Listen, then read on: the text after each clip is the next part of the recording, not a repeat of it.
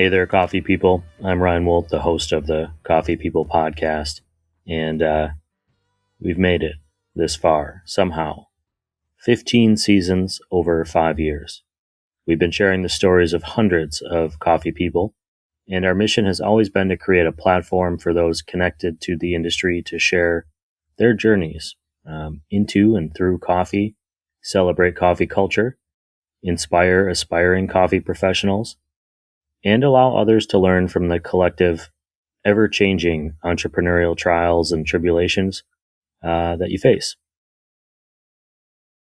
Sometimes that leads to stories of success or self-reflection, and sometimes things end. And by sharing your stories, you're part of a community creating roadmaps for others to follow as they aim to coffee smarter, a term that we like to think we coined. And I believe that coffee people are, by their nature or necessity, curious about the world and how we're all connected. How could you view the coffee supply chain and not be overwhelmed and intrigued? So I want to thank you for being part of our coffee journey. Thank you for embracing storytelling, for supporting our efforts to share an appreciation for coffee with a much broader audience. Because of all of you, we've not only survived, but we've thrived. The collaboration we've had with our presenting sponsor, Roastar Coffee Packaging, has really enabled us to build a foundation for this programming.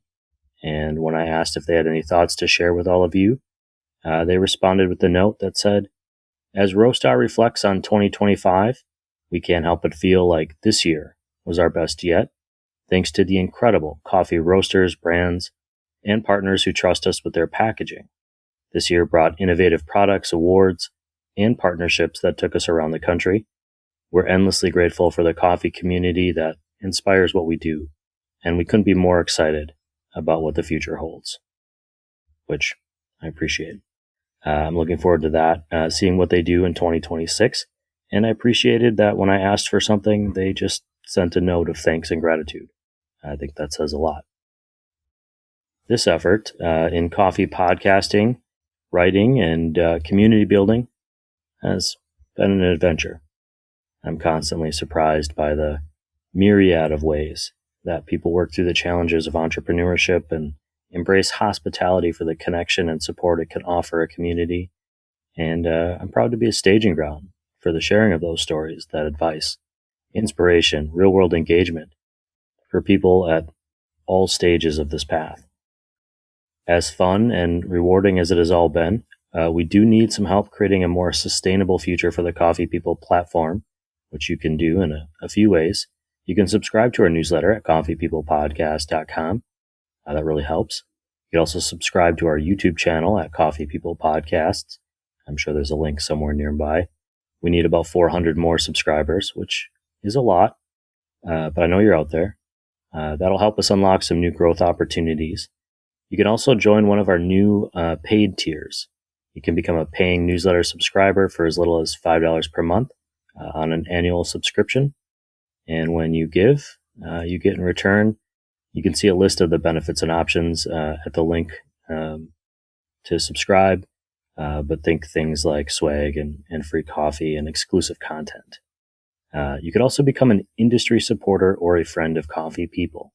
These are two of our bigger tiers.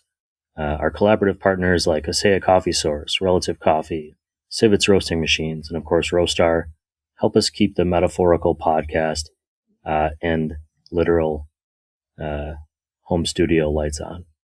So please work with us to build a mutually beneficial relationship, a partnership that delivers a win-win-win scenario to uplift the coffee industry.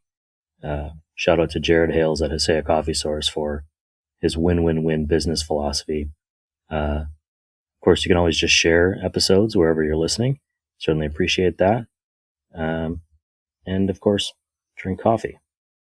Good coffee. That goes without saying. It's really good for vibes. So thank you for considering all of that. There are so many coffee journeys in this industry yet to be shared, and you can be a big reason why we get to do so. A final aside, the kindest note that I've ever received about this show was from a gentleman who was listening to the podcast while traveling across the country for work. And I'm paraphrasing here, but in effect, he said that listening to Coffee People Show guests talk about the mistakes they had made, the mental challenges that face entrepreneurs, and the various ways to work through them made him think, well, if they can do it, why can't we? He and his partner have since opened their first roastery and tasting space, and they have a second cafe location on the way. They took the first steps in part because of all the guests who've spent an hour on Coffee People or our first podcast, Roast West Coast.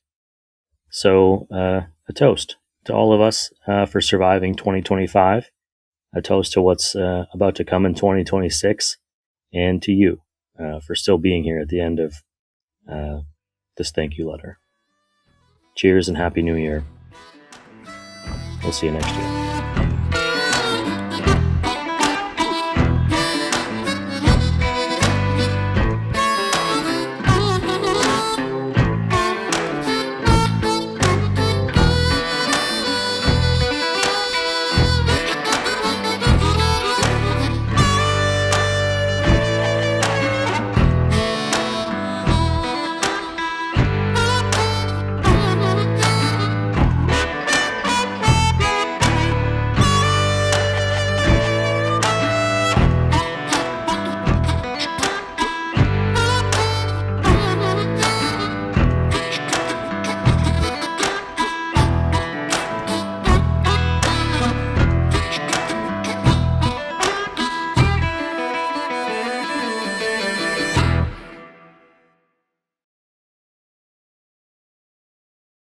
I almost forgot.